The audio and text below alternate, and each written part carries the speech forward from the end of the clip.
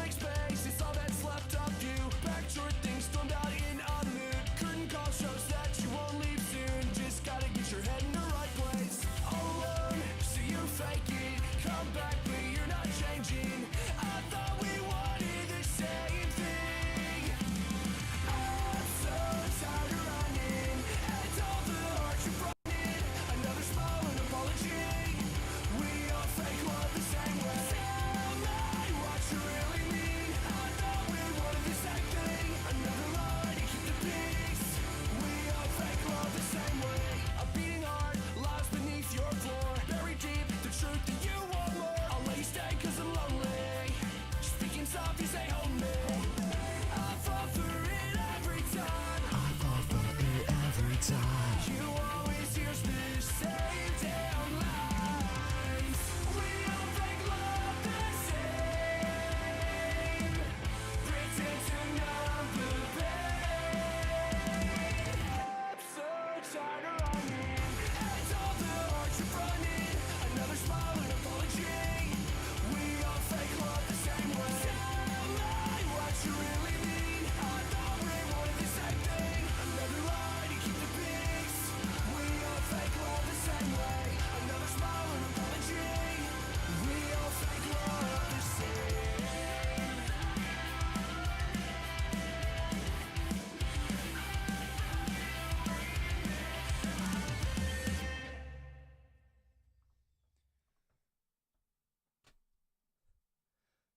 Sometimes I fantasize.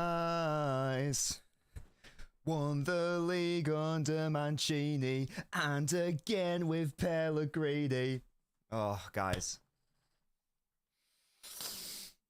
Here we go. City's won 4 in a row. Get in, lads. We've actually done it. We have created history again. Manchester City, that's what Pep City tend to do. We create history, we redefine what it means to be Premier League champions, what it means to be a Premier League side. Once again, a brilliant game, a brilliant conclusion to the Premier League. In today's post-mortem, we'll talk about the game, obviously, but I feel like the main things to discuss are going to be sort of... Yeah, because I want to do sort of like a season recap today, but I do also want to do like a proper in-depth video, probably where I talk more about like the in-depth tactics and like what ultimately won City the league. But we can definitely have a chat about, you know, where did it go right and wrong for City this season? You know, what were the main overarching storylines, and also from an Arsenal perspective as well. Liverpool as well. We can touch on, you know, like where did it go wrong for them? Like, could they have done any more? Should they have done any more? Is Pep City just a relentless machine? Were we there for the taking, or was it impossible for Arsenal to do anything? I feel like I want to touch on those topics and more. Of course, we're going to talk about Phil Foden a lot, because once again, guys, people, it's almost like he's like listening to idiotic rival fans' like critiques of him, unfair critiques, unwarranted critiques. So we'll be, and he just shuts everyone up, doesn't he? So we'll be talking all about that. But let me get into the chat. I love that fucking Stone Roses song, by the way. They're the one I opened the the show with. New music, by the way. I've discovered this band, Go for Gold. I really like them. I'm gonna in the future I'll put their Spotify link in the description. I reached out to them and they said, "Yep, go. Feel free to use our music." So check. Go for also matches the theme. Man City going for gold, Premier League trophies, all that stuff. But yeah, get your thoughts and comments in, guys. As I say, we're going to discuss that, and we're going to discuss whatever you guys would like to chat about. Hello, Shadow Viper says yes. Big up says sub. West Ham score. We don't talk about that goal. It was a screamer, though. You're not wrong. One more final next week. Absolutely. Andrew, thank you, matey. Congrats to you. Michael says, I'm here. Congrats. Historic season. 100%, mate. Yeah, Chicken You Countdown song. Of course, Harab before they get relegated to League One. Ha ha ha ha ha. Where did I watch the game? I was at the stadium, Cooler, so that's why there was no watch along, because I was at the Etihad, because I do have a season ticket. City have created history once again. Hello, Ultimate, my man. How are you doing, cheeky? Matt, we love that from you. Jeremy Doku, yeah, we'll talk about him. Oh, God. Very good. Love my club. Doku let Foden and Doku cook. Foden now has the main league ties at 23 as Chelsea do in their entire history. That's crazy, isn't it, Chris? Haaland, yeah, he struggled. Thank you so much, Second City Saint. You are always incredibly generous. Thank you so much. If we sign Bruno G, do we win the treble? Also, Foden's better than all the attacking players at Madrid. Yeah, we'll discuss Foden. But Second City Saint, you are always incredibly generous with your super chats. Thank you so much, mate. I'll just finish up these and we'll put that back on the screen. Savio next season, absolutely. Paul says 115, 100%. I like your Smurf profile picture, by the way. Felt like a shit season. Yeah, and again, 7 letters. We are going to discuss that. We will discuss that. Congratulations. Thank you, Andrew. Yeah. No one's ever done 4 in a row. Oh, no, actually, no. Sorry. There's one team. There's one English team that's done 4 league titles in a row. I just can't bloody remember who it is. Oh, maybe. Oh, that's right. It's us, isn't it? It's Man City. That's what fucking is. Big up. Even City are shit. They are still clear. Difference is crazy. Do you see Klopp standing alone? Of course, his last game as a Liverpool manager. Hello from Colorado. Hello, Christian. How you doing? Would that be like me calling myself Nobbian? Thank you so much, Soundzu. Thank you for... I think your brother wrote The Art of War, so thank you so much, mate. We'll get into that comment in a second. Something I want to point out, the first ball came behind him, the second pass was short. Haaland made attempts at both passes. Most strikers don't. Most strikers let the ball go. Yeah, we'll talk about Haaland later. Andy, Klopp's go back tonight. Doku is top. Yes, so again, thank you so much to Second City and to Soundzu for the super chats. Want to buy you a beer to celebrate? Oh yes, thank you so much, mate. Thank you so much. Well, I did just have to get a takeaway because we got in late because we were at the stadium celebrating for so long. So thank you so much. And just before we get into this sort of analysis of the game and the season, two very lovely people bumped into me or approached me outside the stadium, and they shook my hand and they were like, I really like your videos, and that was very, very kind of those people. So if they're watching, if you're watching, get in the chat. I didn't catch their names, but thank you so much for your very kind words. It means a lot. It's very humbling to get recognized like that. It's very kind. Haven't had anyone mean recognize me yet. It's only ever been nice people so far, but it normally happens every time I go to the Etihad, which is very, very lovely. Right, yes, let's talk about the game, shall we? So the lineups were interesting from both sides, weren't they? Because West Ham, for the first time this season, opted to play a back 5. They're not playing for anything. They've got no reason to, defend for their lives or whatever. But in the first half, they decided to rock up with a back 5, which is very, very annoying. But that sort of like first 20 minutes from City, should I tell you what it reminded me of? The first sort of like 20 or so minutes against Real Madrid. We were just like all over them. It was unbelievable. I think obviously the crowd we were popping off as you'd expect. Maybe like the players were feeding off that. They obviously knew that they clearly didn't want a repeat of, like what we had at Aston Villa a couple of seasons ago where, we didn't end up scoring to like the 70th minute or 75th minute. Maybe they were like, no, we're going to get on it. And within 2 minutes, Phil Foden, the best player in the Premier League this season, one of the best players in the world this season. How far are we going to take that? Is he top 3 this season, for example, in the world? Maybe. There's definitely an argument for it. There's not too many players who've been better than him. You'd say Harry Kane because of the amount of goals he scored. Would you maybe say Vinicius Jr.? But the list is running short in respect of people who've been better than him this season. Genuinely comes up with a crucial goal because I felt sick. I can't lie to you. I felt really sick watching that game. Thank you so much, Sounds again. Audio and others will be there. Thank you so much, mate. It's incredibly generous of you.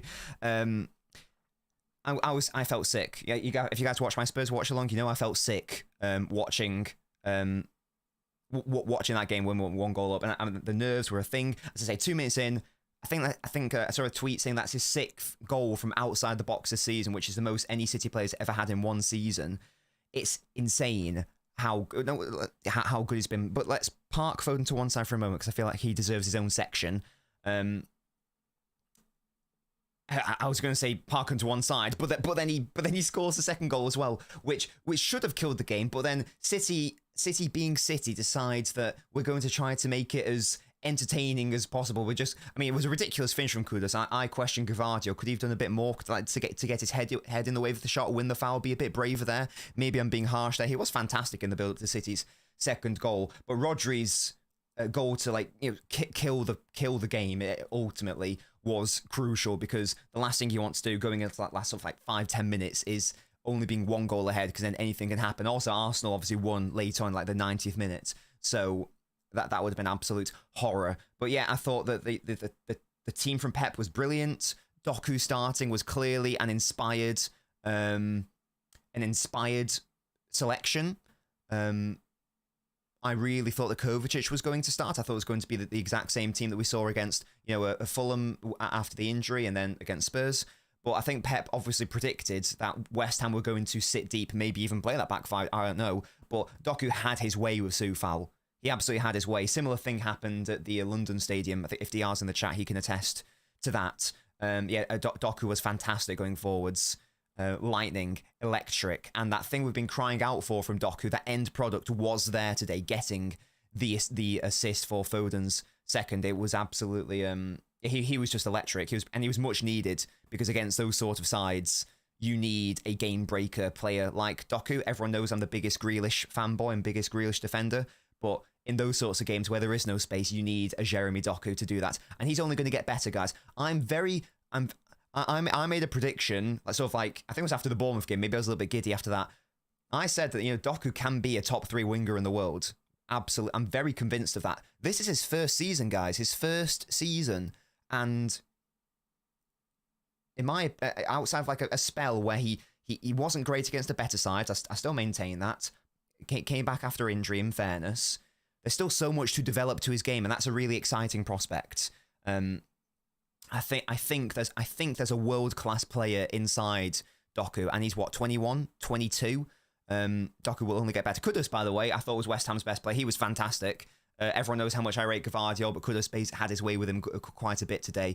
I wonder how long West Ham can keep hold of him for. A bit disappointed with Paquetá. Didn't see too much of him. Yeah, Kudus, I thought, was fantastic. So Doku was great. Who else? Bernardo Stead. Bernardo, in potentially Bernardo's last game at the Etihad in a City shirt, just gets 2 assists casually. Big game player, as we all know. Haaland, it's basically been the story of a season, to be honest. The finishing just hasn't been that. They weren't the easiest chances. Some were just that maybe the timing wasn't quite right. But I expect a player of his quality to bag at least one of those. But again, the story of the season is, whilst the finishing wasn't necessarily there, the actual overall link-up and hold-up and general play was actually really good. So give and take, hopefully next season we have that combination of his first season and his second season into one, because again, younger player, he's only going to get better. Akanji was a bit weird, kept giving away some silly passes, but I don't have too many complaints, to be honest, in terms of, how can I complain since City won the game? But you get what I mean. It was actually a relatively straightforward final day in the end. Nothing like Aston Villa, not even really like Brighton a couple years ago where we went 1 goal down. Much more like West Ham in the 13-14 season where we beat them 2-0 relatively comfortably, and a similar thing. Walker. Good. I thought Walker was very good. He as we all know, to be fair, if he's given less offensive work, then you're not really going to see the errors in his game. And defensively, in terms of snuffing out opposition counterattacks, I thought he was really good.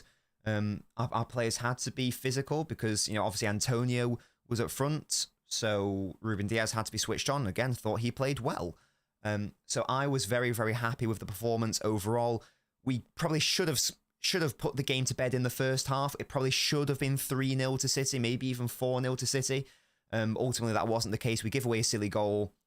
Bit disappointed with the defending at corners, I guess, because I know their second goal was ruled out for a handball, but the ball in the back, I think West Ham only had 2 corners, or maybe 3, and to put the ball in the back of the net that many times isn't a good look. So that was the only thing I was slightly disappointed with, but again, that's me being incredibly picky. So that was the story of the game, and it was so good we scored within those 2 minutes, because what happened against Aston Villa a couple of years ago It's just like everyone was like on their phones, like keeping update on the Liverpool game, and then Mane equalised, and then So I didn't even want to have to contemplate Arsenal's results. I was like, it's irrelevant what Arsenal do. It's irrelevant what Everton do. If we win 4 in a row, and that's all that matters. And that's exactly what did happen. But that's my sort of assessment on the game. Not too much. No, I tell a lie. That is what was interesting tactically about the game. So we've talked about the Doku thing. Maybe the most pleasing thing for me. Yeah, I'm talking about the Liverpool one against Aston Villa DR, like, paying attention to like the Liverpool Wolves result. What was most interesting, guys, was I need to watch it back.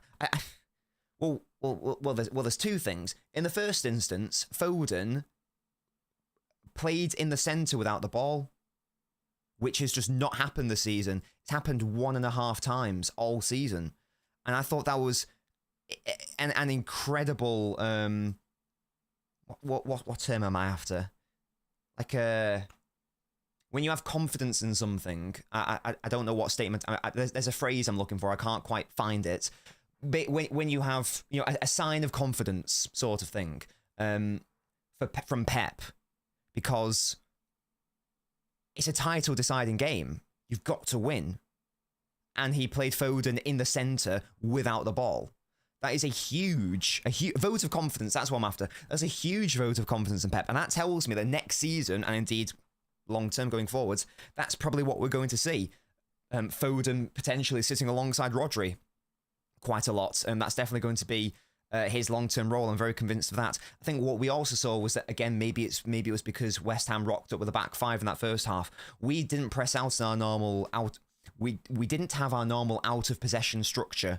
We didn't press out in a 4-4-2. Don't know if you guys noticed. We pressed out in a 4-3-3. So Rodri, De Bruyne, Foden were sometimes in that midfield 3. Again, at the start, I'm pretty sure at the start we did our 4-4-2, and then we sort of swapped. We changed it in like after like 10ish minutes or so.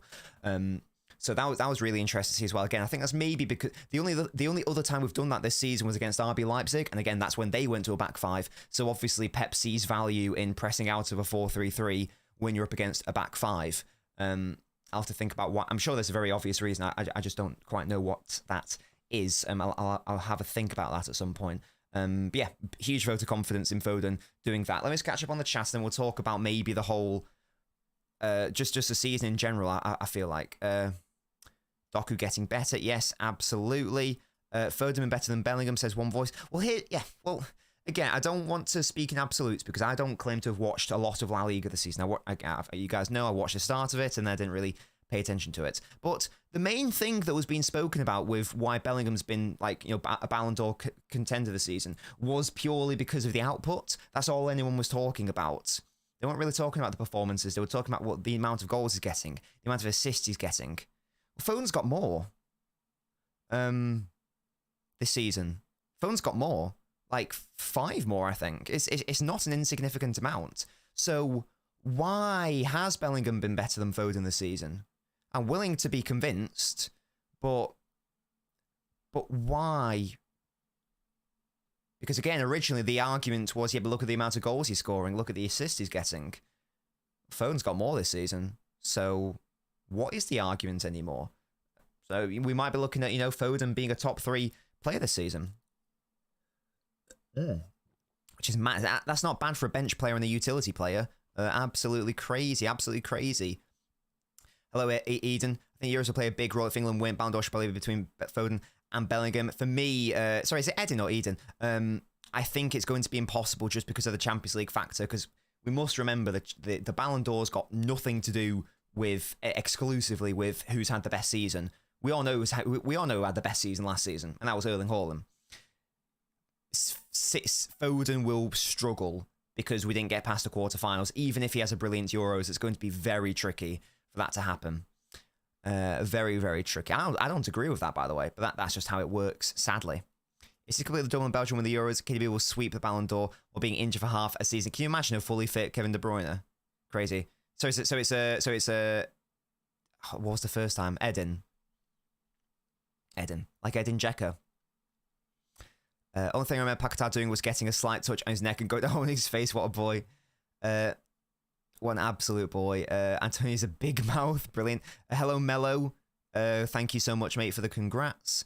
Need a video on what change in Doku's play. So becoming City-style winger. Any tactical change you see in his play? I think that he's just thinking more. Sorry, Eden, my bad. I think that he's just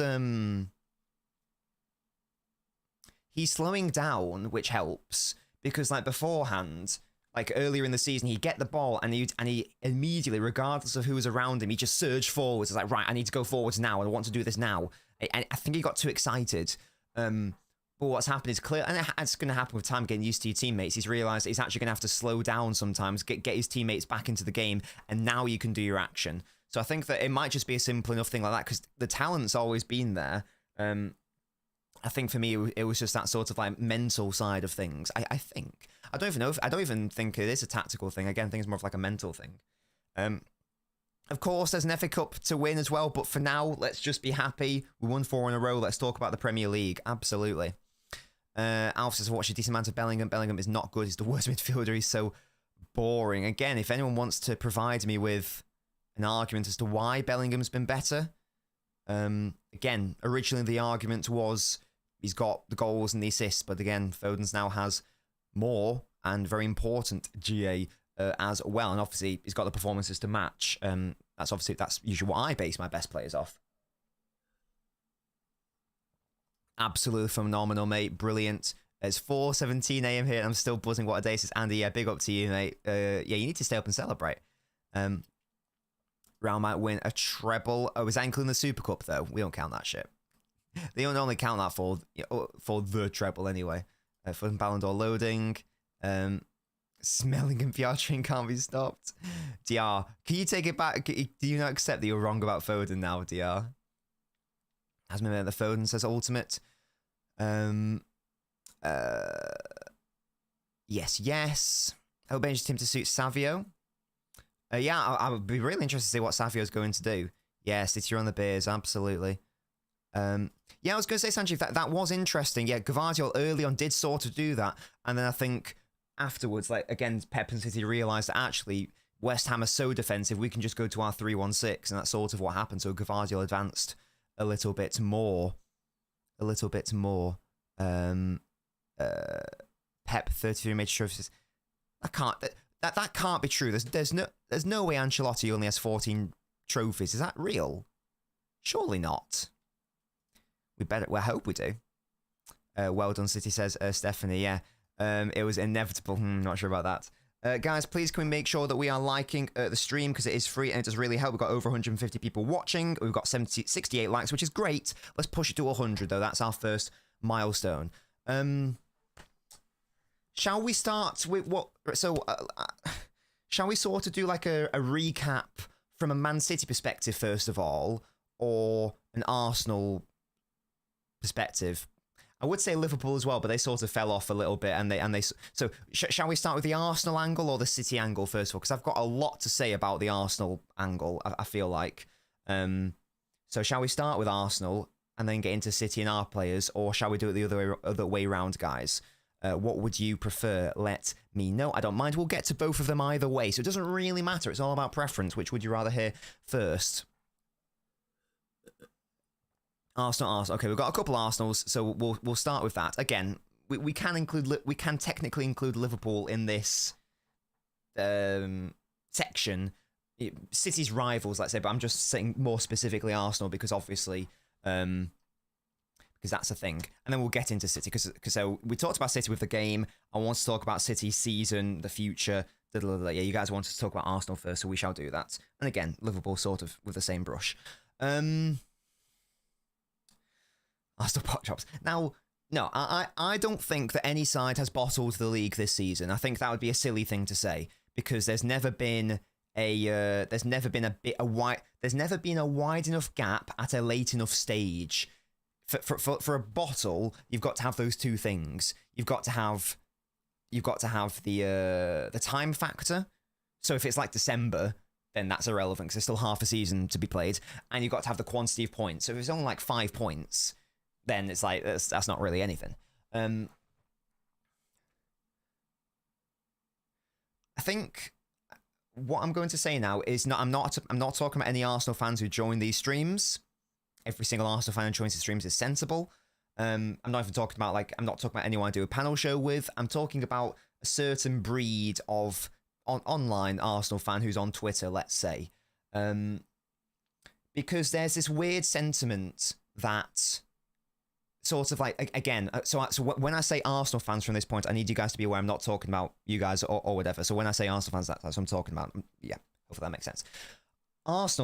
These Arsenal fans have painted this picture, or tried to paint this picture, that they deserved to win the title, and that they were unlucky to not win the title, and woe is me, and we had to be perfect to win the title. How can we compete with the Man City juggernaut and Pep Guardiola's Man City? And right, and we are going to talk about City in this section as well. I'm sorry, but this has not been a particularly good Man City this season. And I know, obviously, big us up, we won the 4-peat, etc. Relative to what we know our high standards are, this has not been a particularly good season. You did not break 90 points. And you got these guys saying, oh, being perfect isn't good enough. You didn't even get 90 points. What do you mean? That you would have won the league once in the Pep Guardiola era, and that was like the COVID year in the 21-22 season, when we weren't particularly good that year either, and no one else, and we won it by default almost because there was no actual competition, so we didn't even have to fight for a large points haul. You've not been perfect at all. You only got 42 points in the first half of the season. That's on course for 84 points overall if that form carried on. Yeah, you were good. You were good once January 2024 hit. Fine. Post Fulham loss, you were good, but you've not been good enough across the course of the entire season. The only team who can use the complaint of we were perfect and it wasn't good enough was Liverpool in 18-19 when they got 97 points. So 43 points, sorry, Alf. When they got 97 points, and that wasn't good enough. That was as close to being perfect as you can be while still not winning the title. And even then, they had it in their hands. They could have come to the Etihad and won. They lost. So this idea that, oh, woe is me and we can't compete is horseshit. Because again, you had it in your... So many moments this season, Arsenal could have done something, because let's talk about the City perspective for a second. The best player in the Premier League we did not have access to for half the season, Kevin De Bruyne, best player in the Premier League. We didn't have who is obviously our best player and is the best player in the Premier League. Didn't have him for half the year. Erling Haaland this season, whilst I actually think he's improved overall as a footballer, has objectively been bad at finishing this season. Yes, he still won the Golden Boot, brilliant, obviously, but statistically, objectively, he's underperformed. So our star striker, our main source of goals last season, wasn't firing relative to last season. So that's a second advantage. So, as I say, no De Bruyne for half of it, best player in the Premier League and our best player. One of our only sources of creative thrust and threats at that stage when he got injured. We had a transfer window where lots of people were criticising, I think rightly so to an extent, where we lost so much experience, didn't replace Gundogan, replaced Mahrez with a young Doku who's been good this season, but he's not the level of what Mahrez was last season, etc. So a subpar transfer window in that respect. I say not getting Rice, not getting Bellingham, not getting Paquetá, not getting a Gundogan replacement. Pep Guardiola's worst ever period as a manager, not as just ever. What was it? 1 win in 5? MV, thank you so much for the super chat. Incredibly generous. I love your comments, mate. Thank you so much, MV. Our worst ever period. Pep's worst ever period as a manager, when we drew against Chelsea and we drew against Spurs and we drew against Liverpool and we drew against Palace. We beat Luton, la-dee-da. So what was that? 1 win in 5. And then you've obviously got the defeat against Aston Villa, where we didn't field a midfielder. And you had the game in the Emirates, where we didn't have Rodri, and we didn't have De Bruyne, and we didn't have Stones, and we didn't have Bernardo Silva. Did you take advantage of it? No, you didn't. Alf said that they got 43 points, which I think we had 40 at around the 19-game stage. And I think before De Bruyne came back, you managed to cook up a lead of 3. So you had that advantage, and with that advantage, you did knack all with it. Nothing, nada, nothing. That's nothing. That's nothing to do with us. It's not our fault you couldn't beat 10-man Fulham at home, and it's not our fault that you couldn't beat Fulham away, and it's not our fault that you lost against Aston Villa twice, and it's not our fault that that's another stupid game they drew. Oh no, they lost against West Ham at home, didn't they? It's not our fault. 2-0, wasn't that? It's not our fault you lost 2-0 at home. So you had all of that, but even though they didn't take advantage of that, there was still hope for them, because City was shit at Anfield, and that was one of my least favourite games of the season, because you look at that Liverpool side, and I don't care it's at Anfield. I do not care it's at Anfield. Or Chelsea, yes, thank you. That was an under-strength Liverpool side, and we couldn't beat them. And in fact, they were the better side that day. So so it was in Arsenal's hands. It was in Arsenal's hands at the Etihad. Now, I'm not going to misquote. I'm not going to get this wrong. I'm going to make sure I get this correct. We didn't have our starting keeper. We didn't have Kyle Walker, our main right back. And after 25 minutes, we didn't have Nathan Ake, and we had to bring on Rico Lewis.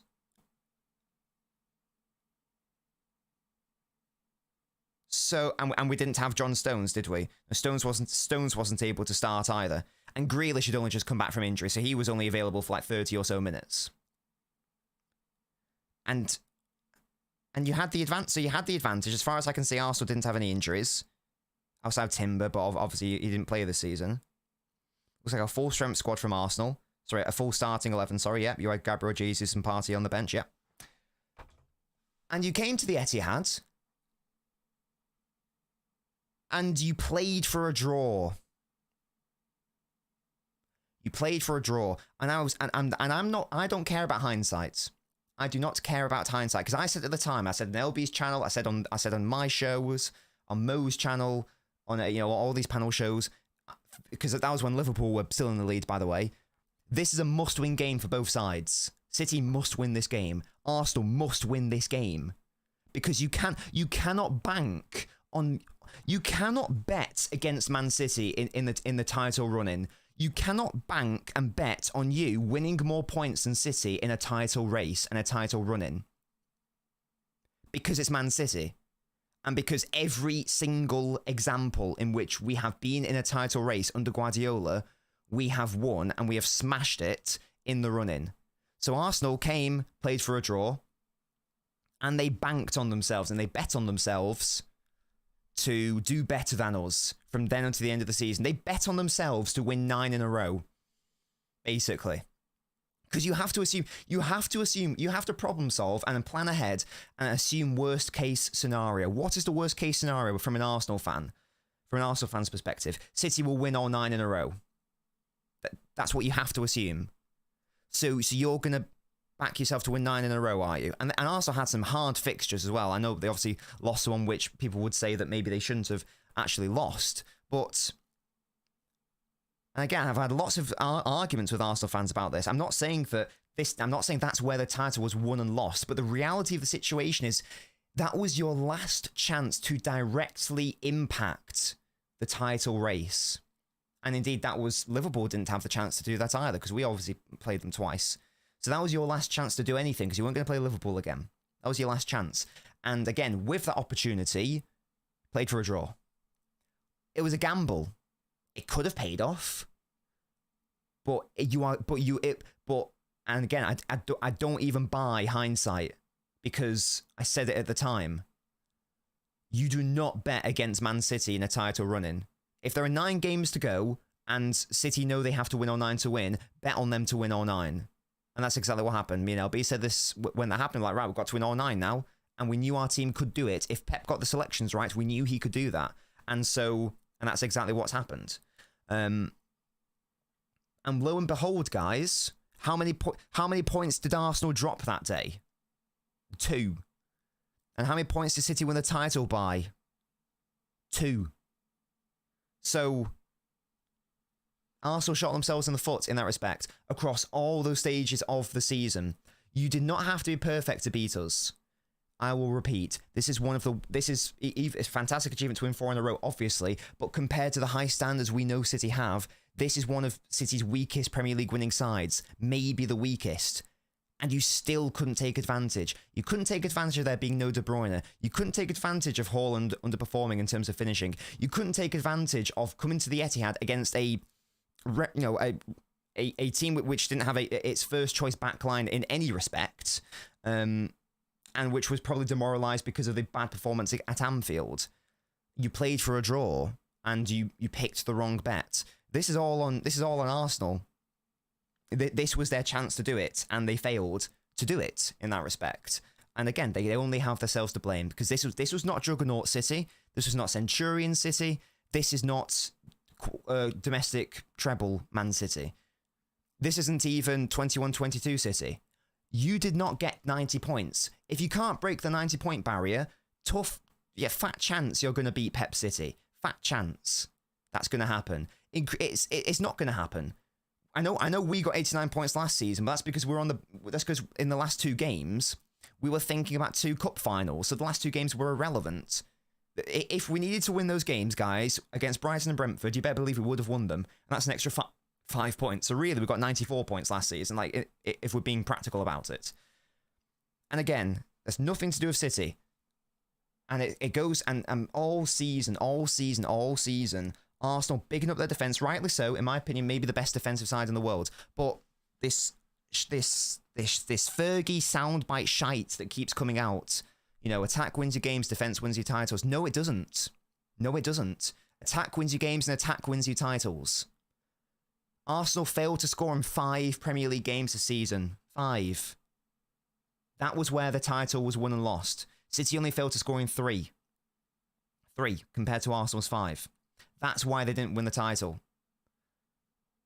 And that's on them. And that's their own fault. It's not our fault you didn't score against West Ham. And it's not our fault you didn't score against Villa. It's not our fault you didn't score against Newcastle. It's not our fault you didn't score against Villa in the other game. It is our fault you didn't score against City at the Etihad, to be fair. But then again, that's your own fault for not really going for it. And by going for it, I don't mean going gung-ho and then get the game wrecked in transition. But have some ambition. And I think we can take this game to City and we can maybe win. Again, that is all on them. So if you ever hear these people trying to say that they had to be perfect in order to overcome us, it's tripe. It's just not true. Again, the closest thing to being perfect and not winning was Liverpool in 2018 and 2018-19 when they got 97 points and it wasn't enough. Break the 90 points barrier and then we'll talk. We also lost key players and still did it. Yeah, it wasn't just... Look, I know that Arsenal say, well, we didn't have Timber, but we didn't have Timber all of last season anyway, so it's not like that was... In respect of net, it's not like that was a loss in relative terms. So yeah. Holmes, who is Holmes? I don't know who that is. But yeah, so that's my sort of thoughts on the whole Arsenal situation. Again, don't let people try to revise history and say, oh, we had to be perfect and we still couldn't do it. No. It's your own fault for not taking advantage. And I tell you what, guys, one would assume the City will be a lot better next season. Let me tell you why.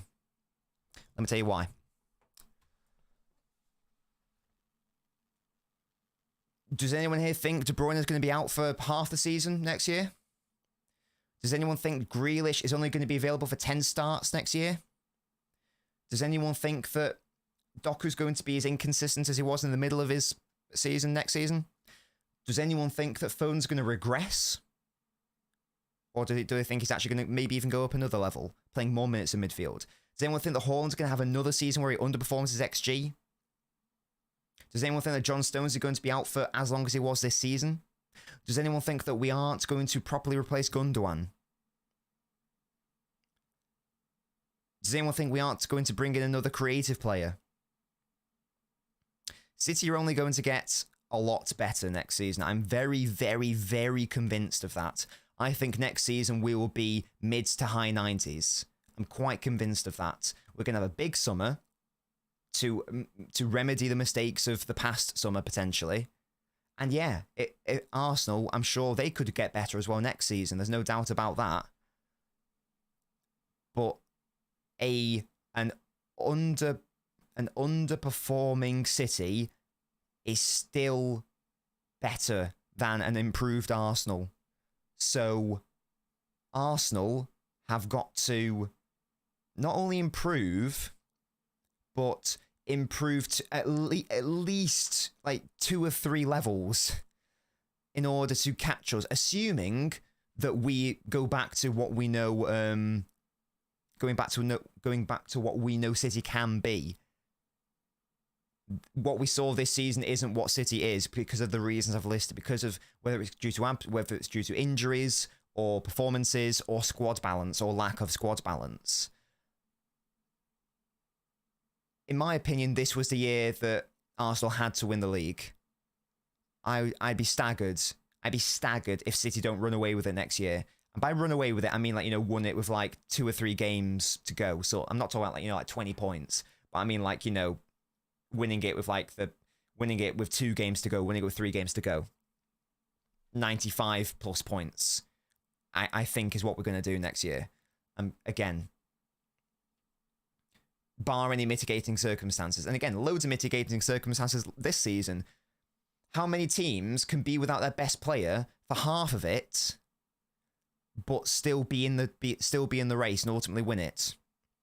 Not many. And it's because of one man. It's because of Phil Foden. That's the reason why we're able to win this title in De Bruyne's absence. He kept us alive in it. Without him, we're not win this title. No shot, no chance. No shot, no chance. Oh my God, yeah, this is our 10th title. Oh my God, yeah, you're right, yes. So we've now got more than Everton. Everton had 9. Arsenal have 13. Liverpool United have 19 and 20, I think. So yeah, you're absolutely right. We've now overtaken Everton in respective league titles, which is crazy. That's crazy. That's our 10th title overall, our 8th Premier League title, because we won 2 pre-Premier League era, which is a madness. So we're in double-digit league. So again, I'm not being funny, but if trajectories continue, we are coming for you, Arsenal.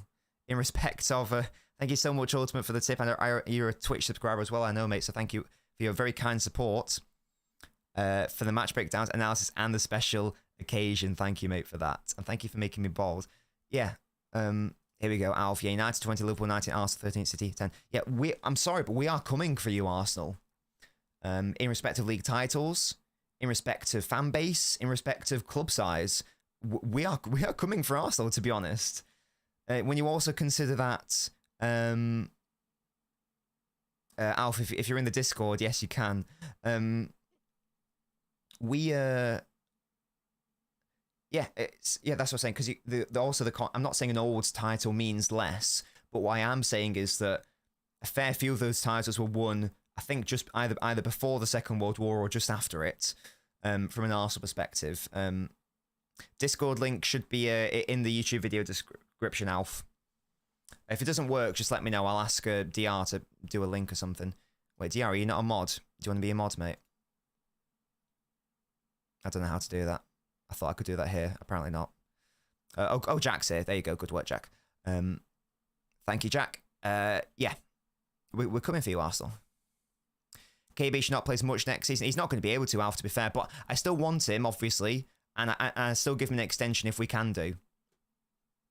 I checked the Premier League booklet and realised City has no sporting corruption charges, not a single appendix. How come Ralph has been cheating in the header when City's not even been accused because they're idiots? Phone has a chance to be our top player this season. The bloke could do it all. He's a Premier League player of the season, mate. James Brown will be able to perform at this level again without having issues. I don't see why not, to be honest. Yeah, look. The question marks were, we're putting a lot of our eggs in the De Bruyne basket for when he comes back. Is it going to work? And first game back against Newcastle, brilliant.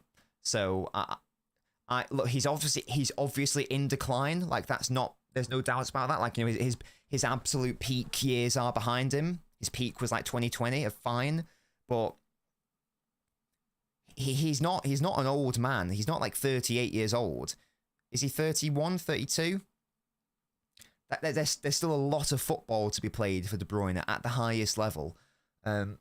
It's a matter of time before Foden takes his torch ultimately, but he's not just going to become, you know, crippled and unable to perform. Obviously we've got to keep an eye on his injury situation. I would expect us to use him less next season. Maybe, you know, more impact off the bench, maybe taken off after like 50 minutes if like the game's won sort of vibe. But definitely it's a lovely time. And again, Ultimate, thank you so much for the super chats. How should Pep motivate players for next season? He should ask the question, Hardy. Do you know how many English sides have won 5 in a row? Do you know how many have won 5 in a row? None. You're going to be that team. And the motivation will be everyone is desperate to end this run. Are you going to let that happen now? Or what? No, you're not. Let's do it. Also, who knows? Maybe next year will be Pep's last year. Do you think Pep's going to leave not winning the title at City? I don't think so. That's going to be motivation enough. It's going to be heartbreak when De Bruyne leaves us. Oh, yeah. It's going to be hell. I think Haaland and Rodri are better than De Bruyne. Nah. De Bruyne is still our best player, definitely. If De Bruyne was fully fit across the whole season, then maybe he'd have a chance to be our player of the season, but as it was, it didn't happen. And one Philip Walter Foden stepped up. He stepped up. In fact, guys, whilst I'm here, whilst I remember, I need to update my Foden spreadsheet, don't I? Which is absolutely remarkable. I can't believe. Now, I believed in Foden. Of course it is. I've got a record saying that he can win a Ballon d'Or. To be fair, I think this is a Ballon d'Or worthy season. I don't think it's going to happen because of the Champions League factor, but it could, in respect of skill. Can we confirm that Phil won man of the match today, chaps? Yes.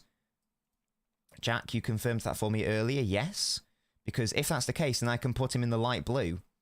I can put him in the light blue because that's another man of the match for him. Another one in a title decider. That is not normal, guys. That is not normal for this guy to be this good in his first proper season in midfield. Thank you, Jack. I thought so. I didn't get how many touches he got against Spurs. 1-0 I am. I thought I did that. Apparently not. So let me just do that. 2 goals. Just the 2 goals today. Absolutely iconic from him. Do you think Foden gets as many goals as this next season? Probably not, a liar. Probably not as many goals. I feel like, because again, I'm not. And let me get the exact stat for you, lads. The main reason why Foden's had to chip in with all these goals is because partly because of the De Bruyne absence, but more so because Haaland has been underperforming. I know he's still got the Golden Boot, fantastic, brilliant, but Foden has had to go up a level in that respect. Do you want to hear this mental stat? This ridiculous stat. Let me get it up.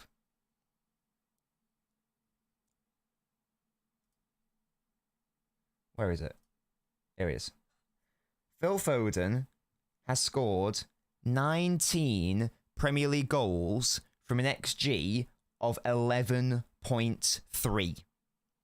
So I'll repeat that one more time, guys. Phil Foden has scored 19 goals from an XG of 11.3. That is 11.31, to be exact. That is an overperformance of 7.69. So basically, what that means is Foden's ball striking and shooting is of such a high caliber that he has scored around 8 goals more than he should have done. That's insane. And that is, guys, objectively, the best overperformance in the Premier League. It looks like the closest is... that's including... Palmer took penalties, so I don't know if that changes things. No, it probably does, to be fair. Yeah, Palmer's scored 22 goals from an XG 17.83, but that will be inflated due to penalties. We established this, but Bowen's not, no. As I say, 7 point... What's it? Where is Jared Bowen? I'll find him for you, DR. We'll find him now. Where is Bowen? Here he is. No, Bowen's only overperformed by 2.5. He scored 16 goals from an XG of 13.5. Foden has... Here's another... You'll know this if you follow my Twitter. We confirmed this. Foden now holds the record for... The joint record for most non-penalty goals in a Premier League season by a midfielder. I'll repeat that, guys. Phil Foden has the joint record for most non-penalty goals in a Premier League season by a midfielder. Better than Frank Lampard. Better than Steven Gerrard. Better than Paul Scholes. Better than Yaya Toure. Equal to Matt Letizia. That's mental. Do you understand? I'll repeat those names. Better than De Bruyne, Lampard, Gerrard, Scholes. This is Understat DR, which is the best site for XG and such.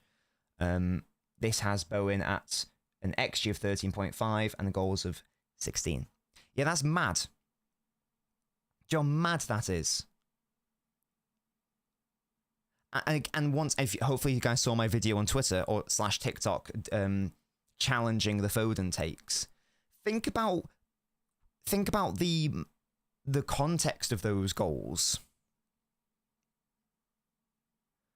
The game against Sheffield and assists against getting the winner against Sheffield United, against Fulham, against Brentford, against Everton, against Palace, against Bournemouth, against West Ham, against Man United. It's ridiculous.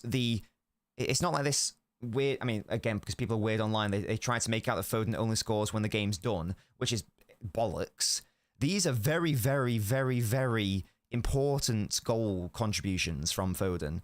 In addition to his unbelievable performances as well. The Bernabeu was brilliant as well. Yeah, Alf. Yeah. That is crazy. And the fact that people are trying to push back against this idea that he's not player of the season when he's so clearly player of the season, as if he needed to prove it anymore. Boom, 2 minutes in, title must win game for the title, screamer outside the box 2 minutes in. Yeah, it's like it's nothing. And I think that's mainly where his overperformance is coming from, those shots from distance. And this is no fluke. If he keeps doing it and it keeps working, that's not a fluke. That's just talent. And yeah, his ball striking is just ridiculous. And that's Phil Foden, guys. That's our player of the season. I'm just so happy that he was involved in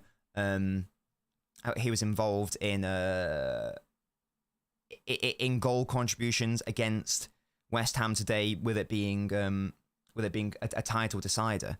So yeah, just brilliant from him. And the good thing is, guys, there are still big areas of his game he can improve. He's nowhere near the finished article, but he can be and he will be. There's still some areas that he can improve on, and he has got better at throughout the year, and that's going to come with time. This is his first season playing the majority in midfield. Yeah, Alf, yeah. This is his first season playing majority midfield, like around 70 to 75% of the minutes have been in midfield this year. Still some of those games, and that was my biggest gripe with Pep this season. Too many games he shoved Foden out to the flanks. I think maybe because he didn't trust him. Let me get my spreadsheet out. The worst games this happened, and this is a matter of position and role, by the way, guys. Because playing Foden out wide isn't necessarily a bad thing if he's allowed to drift inside and blah, blah, blah, blah. It is an issue if he's given the role of touchline winger. So if you think like the biggest games this season, you know, against Arsenal away, against Arsenal at home, Liverpool at home, Liverpool away, Chelsea away, Chelsea at home, Spurs at home. we didn't win any of those games.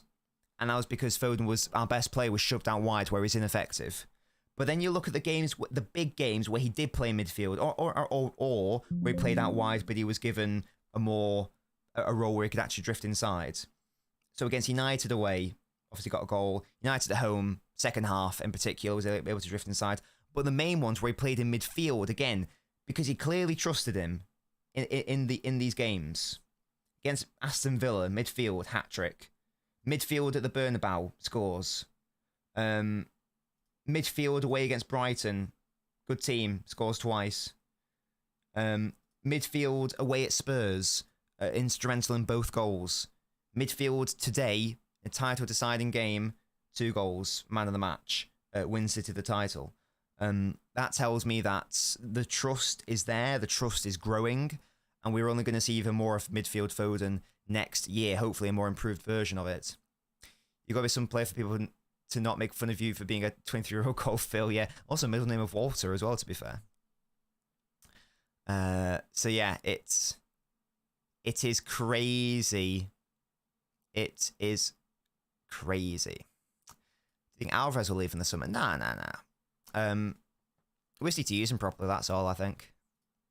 Yeah, if anyone is still in doubts as to how good this guy's been this season, I actually do not know. I do not know what the argument is for him to not win Prep Player of the Season. I actually don't know what it is. I've tried to listen. I've tried to understand what people have said, but the issue is to say a whole lot of nothing. There is no other option for me. I don't think there is another option. People can say Rodri, and that's absolutely fine. He's been brilliant this season. Of course he has. I'm not going to forget the red card. I will hold that against him. That was 2 Premier League games, and we lost both of them. And that was Rodri's fault, to be honest. So, yeah, and obviously there have also been some games where Rodri's been a bit, where he looked a bit leggy. Not really his fault. But Foden's just been so consistent. He's got literally everything. Foden has literally everything. He's got the numbers, and he's got the moments, and he's got the performances, and he's got the aesthetics as well. He's got literally everything that you would want in a Player of the Year. Literally everything. The numbers, the aesthetics, the performances, and the moments. Literally everything. And even like the storyline of he had to step up and fill the space of De Bruyne and Haaland, and he did it to a T. And we won the title because of him. All the arguments against him boil down to it's easy to play in the City side, which is bollocks. Yeah, and here's the thing, Photon. Here is the thing. 150 people watching, by the way. Thank you so much for joining me, guys. Make sure to stay with me because we're gonna continue this good chat. Let's get to I don't know, let's get to 150 likes. Why not? Because I'm greedy. This argument really annoys me. It doesn't work for a number of reasons. The first thing you'd say is, well, this world-class team full of world-class players plays a lot better when Foden's in it. That should tell you something in the first instance. In the second instance, it's a ridiculous thing to say that because you're in a better team, that means that it's therefore easier for you because I'll have looked at that after Alf, yeah. Because let's take a player like Lukaku, for example. Now, which club did Lukaku play best at? Did he play best at the better clubs with better players, like Chelsea and Man United? Or did he play better at the worst clubs, West Brom, Everton, when all of the attack went through him? And when he was actually surrounded by worse players, and he was the focal point of the attacks. So guess what, guys? It works both ways. Sometimes, yeah, sometimes a player might play better because they're surrounded by better players. But conversely, it works equally as well the other way. It's like Zaha at Crystal Palace. He was brilliant. He was surrounded by shit a lot of the time, but he was brilliant. It's not necessarily as simple as just going, right, now pop him in there and he'll do great. Jack Grealish is an example where it's not a perfect example, but lots of people, I don't know if I'd agree, lots of people would say they prefer Aston Villa Grealish to City Grealish. But he was able to be that player because he was surrounded by not as good players, so all the attacks went through him. And he was able to shine a lot more. He's not able to do that at City. So it's not as simple as just going, oh, he plays with better players, therefore it's easier for him. Sometimes it's harder for you. Objectively it is harder for you because of all the competition ahead of you and surrounding you. Phil Foden has had to fight off David Silva and Kevin De Bruyne and Bernardo Silva and Ilkay Gundogan and all these other attacking players in his time at City. And now he's coming on top, ultimately. It would be a lot easier for Foden to be in a shit team and be the number one guy immediately and have the team built around him and be a luxury player or whatever people say, and to have all the defensive work done for him, for example, and have every single attack stem through him. It's the exact opposite at City. This City side is not built around Foden by any means. City's built around a system, and you better fit into that system or you're not going to play ball. People who say that Phil Foden has supreme freedom are talking shite and they don't know what they're talking about.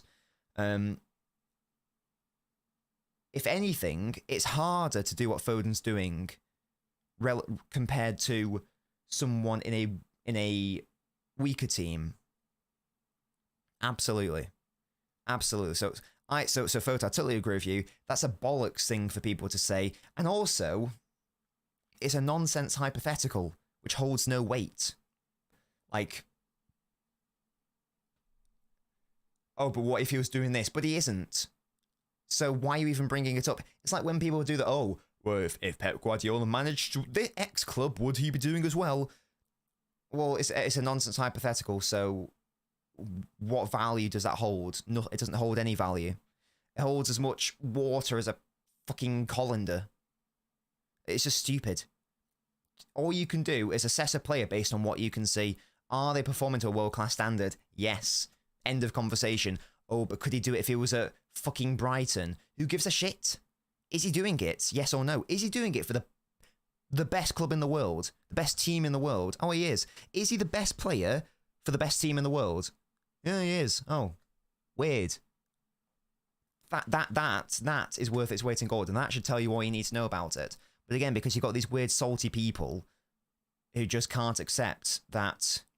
I don't know why people don't like Foden. If you're a neutral, you should love Foden because he's so pretty to watch. Like, he's beautiful. He passes the eye test to a ridiculous standard. He's incredibly aesthetical. If that's I don't even think that's an adjective, but whatever. I don't get that. I do not get that at all. Shout out Rome, by the way, one of my members. If you guys would like to support the channel, obviously you can do so for free by leaving a like. If you want to go the extra mile, and you're able to, you can become a member. You can either click the join button or click the link in the pinned comment, which will take you to the members page. You can join for £3 a month. You get lots of lovely perks, and you also get the perk of supporting me. If you're able to and you'd like to, do consider becoming a member and part of the Nabinio Ultras if you want to join the Ultras Club. That's a great point, Jack. Yeah, Calvin Phillips is a good example of this. Absolutely. Looked great at Leeds. Doesn't look good at City. It's not easy. Yeah, you get lovely emotes like that as well.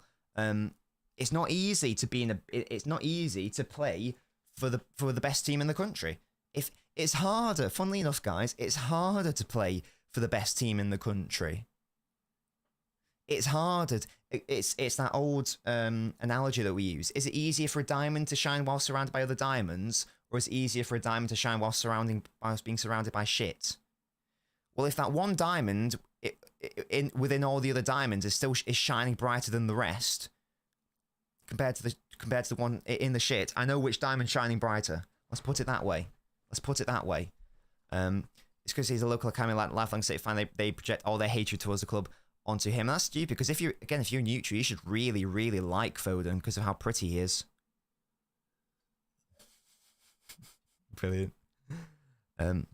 Bros like Foden because he was inconsistent when he was younger.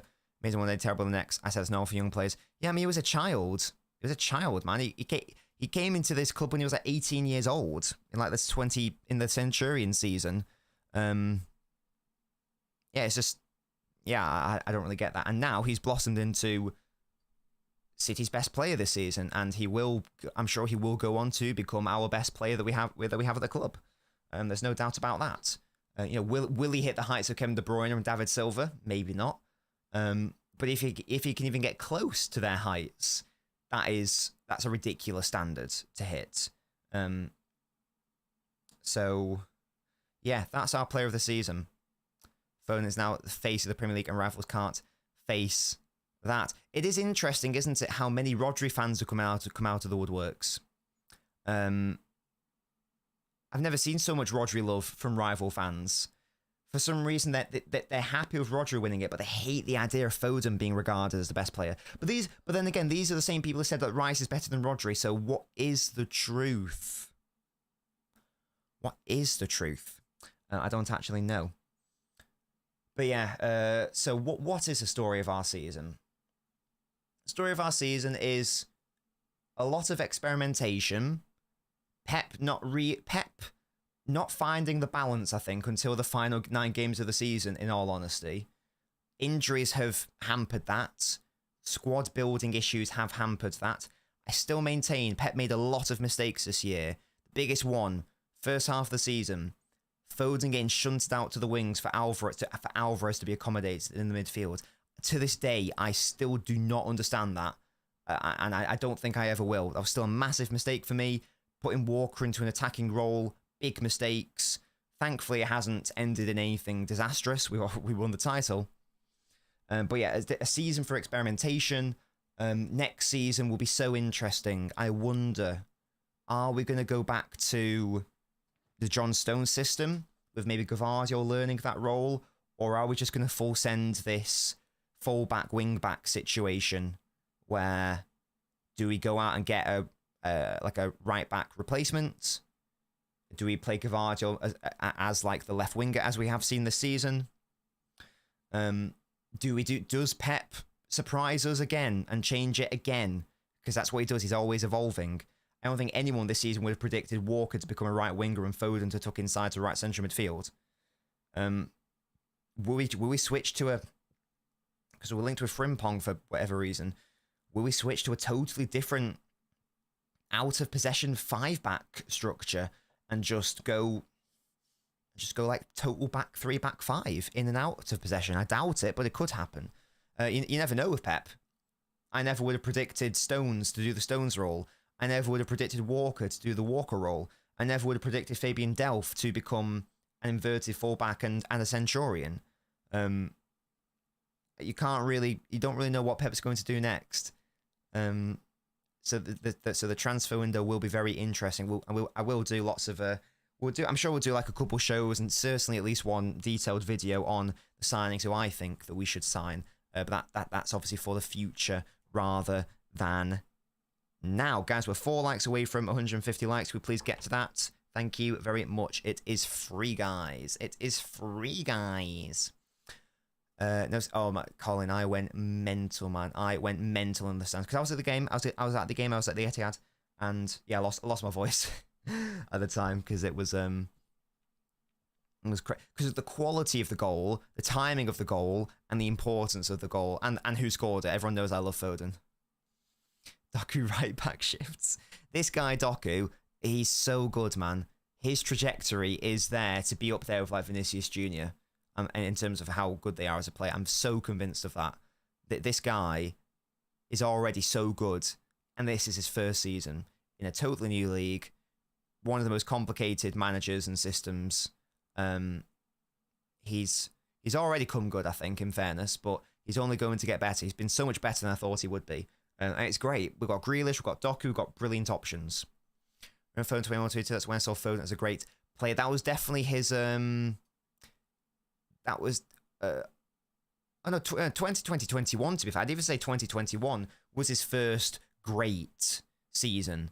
And he was good in 1920 to be fair. That was like his main breakout year. But in terms of like, he means business. It was the 2020-21 season, which was that was like his first standout one. He's just gone from strength to strength. I'd have like every time Rodri got the ball on the edge of the box, yeah, and that's actually what happened as well. Dixon to be amazing. Doku, Gvardiol settling in. Yeah, totally agree, mate. The main issue with the Stone system is just his injuries. That's all. Would you bring Stones next season knowing the 9 games that won your title? Basically had no... Well, it depends on fitness, doesn't it, Jan? That's why I wonder, will we move away from the Stones system? Will we just do the wing back, full back situation? No worries at all, Terrell. And hey guys, this channel's we've only just begun. We've only just begun on this channel. We're only going to get better. I'm only going to get better as a creator, I've decided. We're only going to grow. I'm very convinced of that. Content's only going to get better. I've got lots of ideas for next season. Lots of ideas for the summer. We'll obviously do the England stuff, for example. So if you're an England fan, or if indeed you're not an England fan, but you still want to follow me and like follow the Foden, Walker, Stones stuff, and all the other games at the Euros, we'll be doing streams of that and probably some analysis videos of the Euros as well. There's still plenty of time, plenty of content to come. How long will Doku be given? I mean, he's already smashed it, to be fair. Don't worry, we're doing lots of Euro streams. Not just, obviously, we'll do every England game, but we'll do some of the other heavy hitters as well. I've not had anything to drink, Tom. Well, I've had some Dr. Pepper, but I've not had any alcohol today. I had 10 pints last night, though. That was fun. I went to go see my mates, and then came back for date night with Mrs. Nobbins. Yeah, that's the one fans at Photon. He was crazy that year. He was very good that year. Obviously, this is his best season by a margin. If I can keep Kovacic. No, that's just a birthmark, Mello. Thank you, Terrell. Stone's a tricky one, says Leon. I wish he wasn't so delicate. I think he's brilliant. Yeah, maybe that's what, we can't... maybe we can't rely on him. We can't build we can't go back. Maybe we can't go back to the John Stone system unless Gavardio learns that role, or we bring in another player who can do that. I think Gavardio's got it in his locker to do that. I would like him to do that, if he can learn it. Back up to Haaland, I reckon, Andy.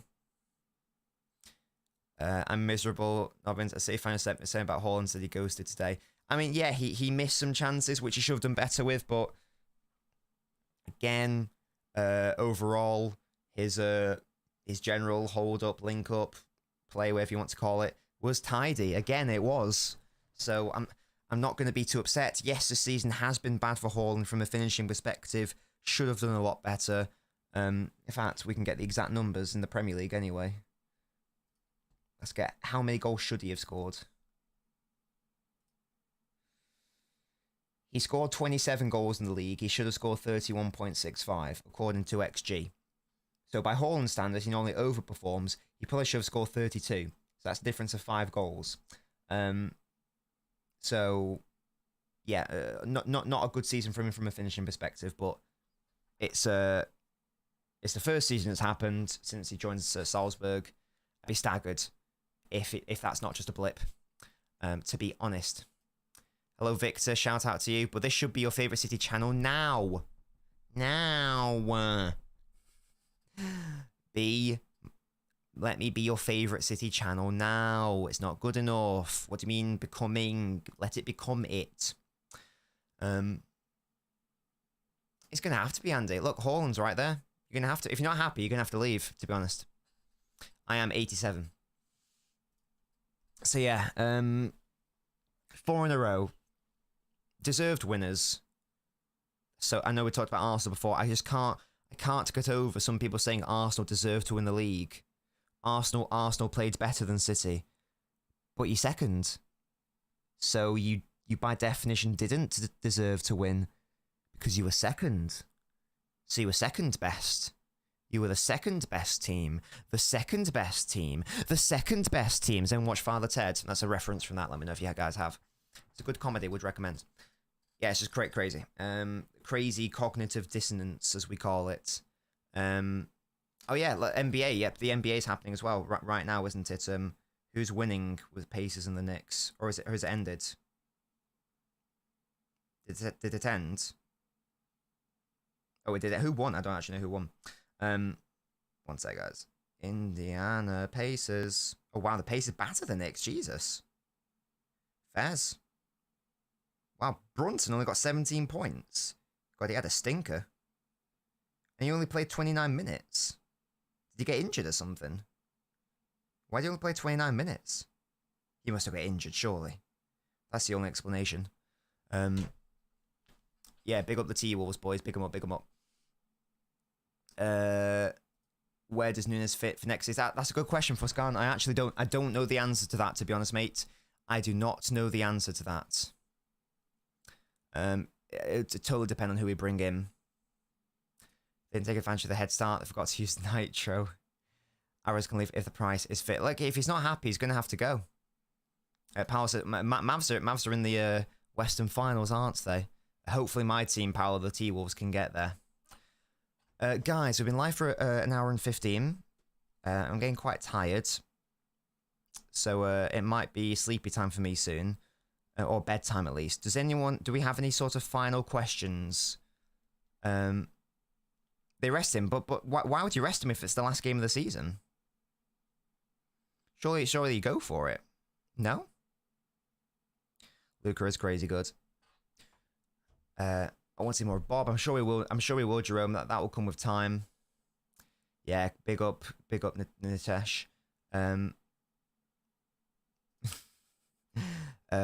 When's the transfer special video? I'm not sure, Nitesh. I need to actually make it. Which system shall we use next season? I think that we will.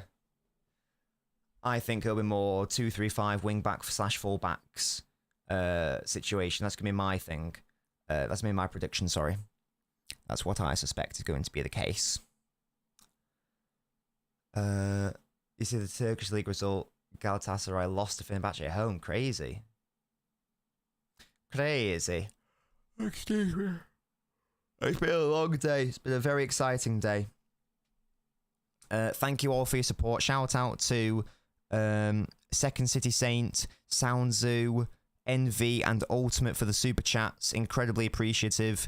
Thank you to all my members who have joined to support the channel and help me continue to do this as my job. Without you guys, I wouldn't be able to do this. I don't care about the FA Cup, so sleepy some. I'm having enough of the Premier League. Well, the season's not over yet. We can still win. We can still make even more history, guys. If we win the FA Cup, we'll be the first ever back-to-back double winners. Never been done before. Thank you so much for joining me, lads. I'll be back next week. Probably on Wednesday, 11 AM, we'll do a touchline talk. We'll probably talk about the FA Cup final to come. And we'll talk about more Man City stuff with like the four-peat. Any other stories that come out, we'll chat about. But until then, guys, have a lovely rest of your evening.